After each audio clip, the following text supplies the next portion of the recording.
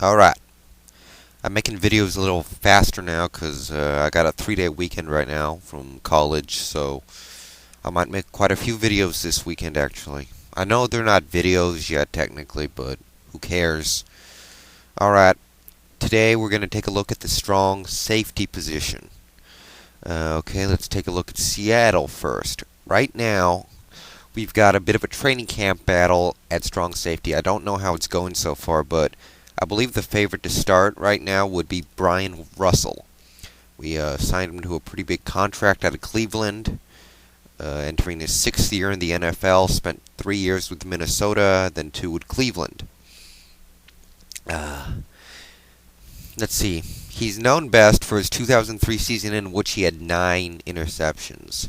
Now that's what I'm talking about. That's Ed Reed numbers right there when it comes to interceptions from the strong safety position.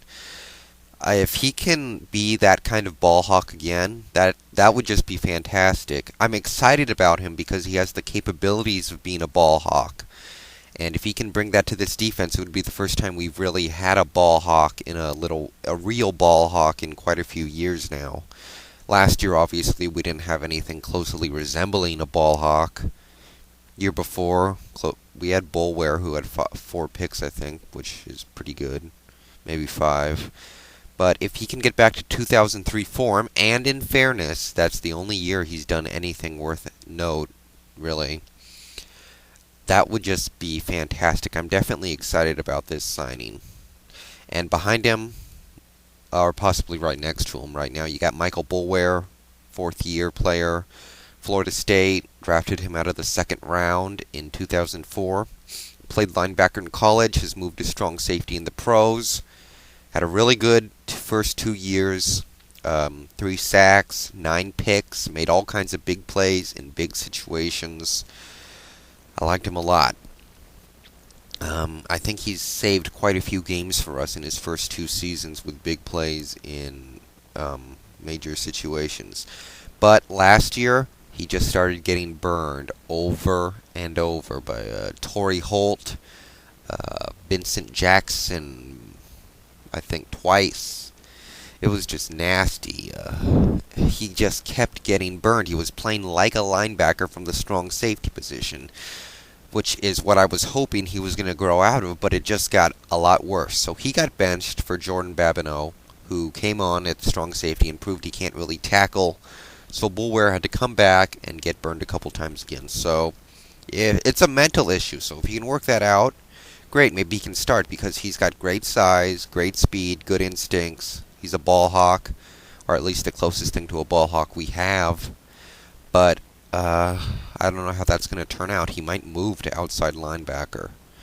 Beyond that, I think we'll probably have Babineau as a third stringer. I'll say it again. He can't really tackle. I don't really trust him from a play-to-play basis, but he makes big plays when we need them. We nicknamed him Big Play Babineau in 2005 because he pretty much single-handedly saved quite a few games at the end of in that season. And, well, if push comes to shove, we might move like Mike Green from his usual free safety spot to strong safety, or maybe even Deion Grant, the free safety, or a cornerback. Quite a few things we can do. Maybe even move Peterson back to strong safety.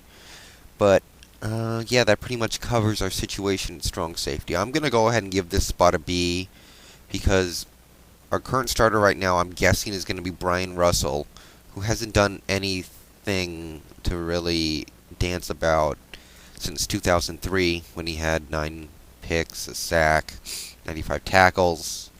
Kind of a one-year wonder so far. Although, last year he did lay this nice hit on Chad Johnson. And if he can do that a couple times for us this year on like Torrey Holt or Larry Fitzgerald, that'll be awful nice because we could use that big hitting threat in our secondary now that Hamlin left.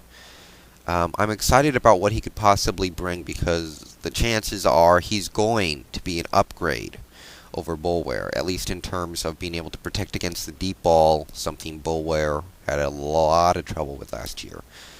And then behind him, you got Bulware, of course. Good potential, but needs to get his head back in the game, so I'll play it safe and go with a B overall on this position.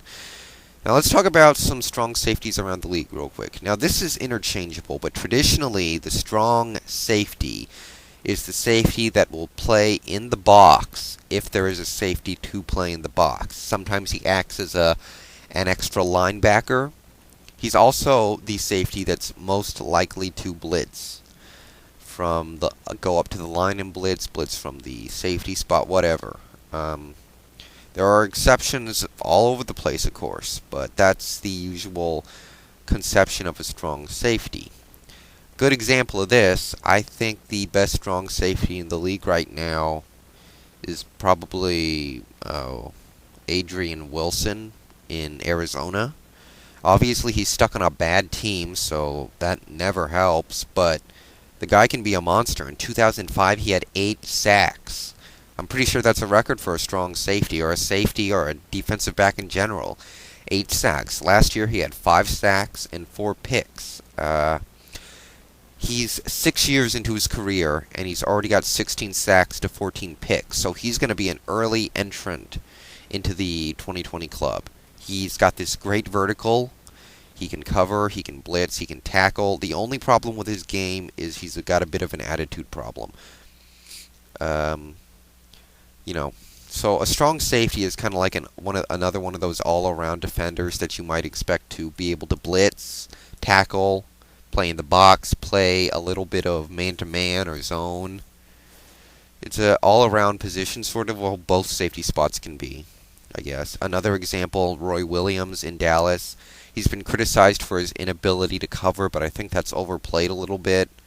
I think he can cover, and he doesn't drop very many interceptions. He's got great hands, makes a lot of picks. He gets burned every now and then, but who doesn't? I think he's a good player, very hard hitter, of course. One of the prime examples of hard-hitting safeties in the league. Other strong safeties around the league, there's, I believe, Rodney Harrison, of course. Strong safety, another one of those 2020 club guys, about to enter the 30-30 club if he can get 1.5 more sacks, so I'll keep an eye on that.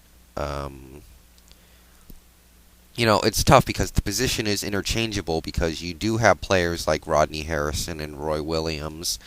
And of course, Troy Polamalu, another guy who's done a lot of blitzing in his career, plays his zone very nicely. Plays man-to-man fairly well, good against the run and all that. And then every now and then you get a free safety like, I don't know. A strong safety like Ed Reed, who played strong safety for a long time and hardly ever did anything but play back in his zone. So, it's an interesting position. Alright, real quick. Best strong safety in the league, Adrian Wilson. I already said it, I'm saying it again. He can do everything you want, except behave himself. Underrated strong safety, Adrian Wilson. Because he's only made 1 Pro Bowl in his career, I believe. He deserves more.